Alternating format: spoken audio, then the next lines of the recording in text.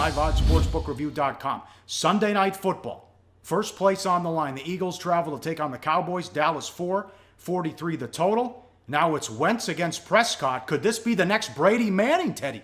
Yeah, it could. I mean, in theory, two rookie quarterbacks that have had impressive starts to their careers. And, both teams got most of the time you don't want an early bye week. An early bye week has shown historically to be generally negative for teams. It's much better to have a bye week, week 7, week 8, week 9, week 10. That kind of splits the season up and keeps you a little bit fresher for the back half. But when you have a couple of rookie quarterbacks, the bye week matters, and an early bye week can help. So Wentz and Prescott both with the extra time in practice, but there is one major matchup difference between these two guys.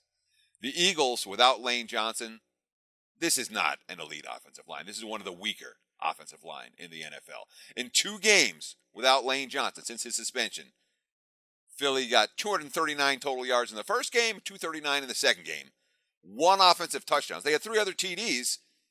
They were all scored by defense and special teams. I mean, the Eagles have shown back-to-back games with a kick return touchdown. 2 different guys getting them.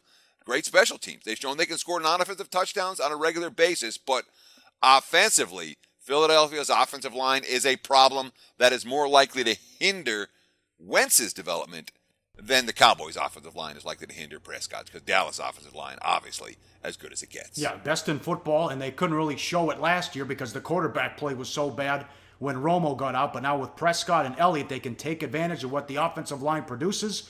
They did not skip a beat without Dez, and he is back Sunday night. Yeah, and it's certainly not going to hurt the Cowboys' offense. With Dez Bryant on the one side, Cole Beasley's played well on the other side. Obviously, Elliott, but the key is having time to throw the football. That Eagles defense has been real good so far this season, by and large. It's not Carson Wentz that's led Philadelphia to a surprise start. It's the Philadelphia Eagles defense that has led them to a surprise start. A fascinating matchup considering the strength of the Cowboys offense on the line versus the strength of that Philadelphia defense, which basically all 3 units are rock solid for the Eagles. Very interesting game to watch. Here's my question for you, Paulie. Dallas, with that long-term track record of failure as home chalk, are you still worried about that, or is that something that is not a big concern for you at this stage of the season? Because they've covered a couple of numbers at home so far this season, even though Jason Garrett's got that miserable track record long-term. Nope, not concerned now. And I think they have the right quarterback in there with Prescott.